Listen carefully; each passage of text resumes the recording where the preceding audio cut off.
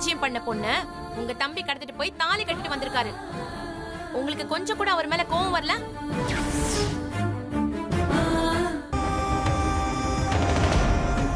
இதே உங்க தங்கச்சிக்கு ஒருத்தன் இப்படி பண்ணிருந்தா அவனை இப்படி நீங்க சும்மா விட்டுருப்பீங்களா? உங்க தம்பி செஞ்ச தப்ப தட்டி கேட்க துப்பு இல்லாம நிக்கிறீங்க. உங்களுக்கெல்லாம் வெக்கமா இல்ல? உங்க குடும்பமே சரியான சுயநலமான குடும்பம்னு நல்லா புரியுது.